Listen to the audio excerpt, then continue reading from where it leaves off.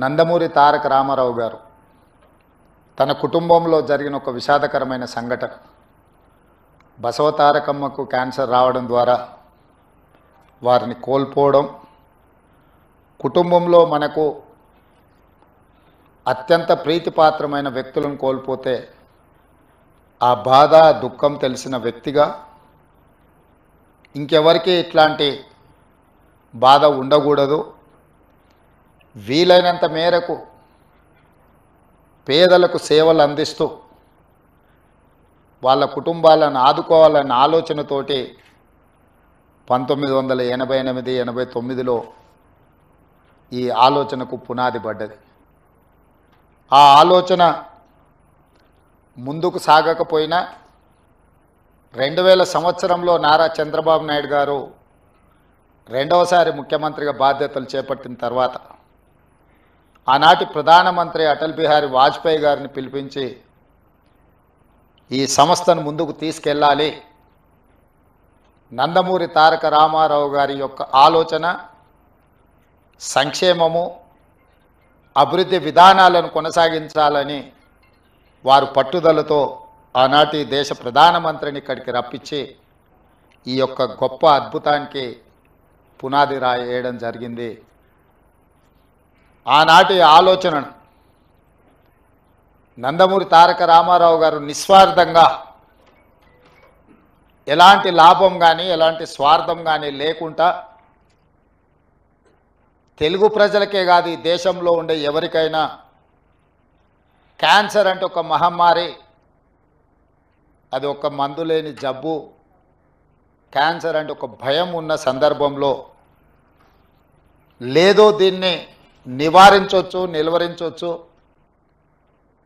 నయం చేయొచ్చు అనే నమ్మకాన్ని కల్పించడానికి వారు ఒక నిర్ణయం తీసుకొని ఆ నిర్ణయాన్ని ముందుకు తీసుకెళ్తూ ఇవాళ క్యాన్సర్ వచ్చిందంటే కూడా భయపడకుండా హాస్పిటల్స్కి వచ్చి ట్రీట్మెంట్ చేసుకొని పూర్తిగా బాగు చేయించుకొని నవ్వుతూ బయటకు వెళ్ళే పరిస్థితిలో ఈరోజు ఈ తెలంగాణ రాష్ట్రంలో హైదరాబాద్ నగరంలో దేశంలో ఉండే వాళ్ళకి ఎంతోమందికి మేలు జరుగుతుంది అని అంటే ఆ రోజు వారు ఏ కళ అయితే కన్నాడో, ఏ విధంగా అయితే పేదలకు సహాయాన్ని అందించాలని వారు ఆలోచన చేసిండ్రో ఈరోజు అది అమలు జరుగుతుంది.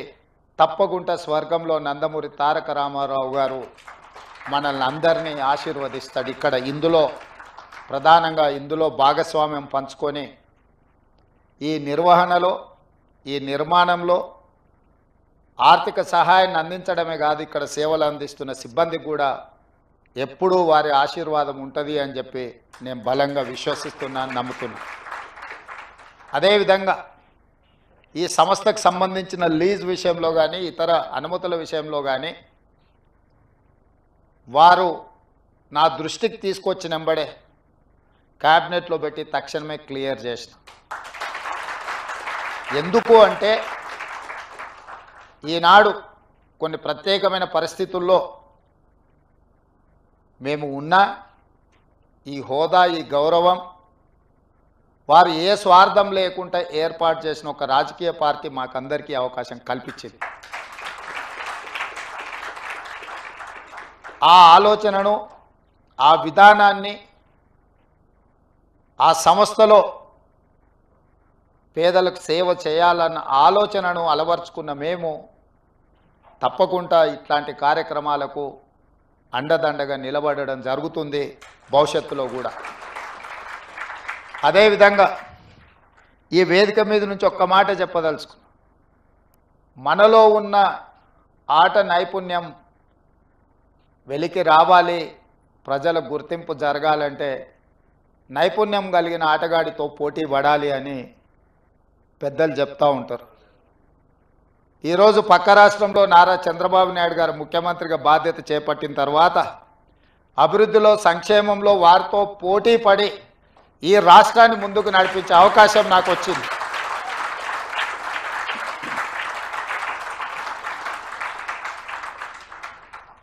గతంలో 12 గంటలు పనిచేస్తే సరిపోతుంది, అంతకు మించి అవసరం లేదు అనుకునేవాడిని.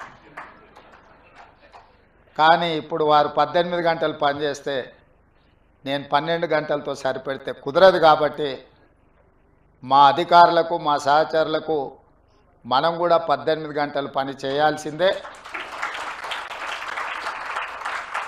అభివృద్ధి విషయంలో సంక్షేమం విషయంలో పోటీపడి ఈ 2 తెలుగు రాష్ట్రాలు ప్రపంచానికే ఒక రోల్ మోడల్గా నిలబడాలి అని నేను భావిస్తున్నాను.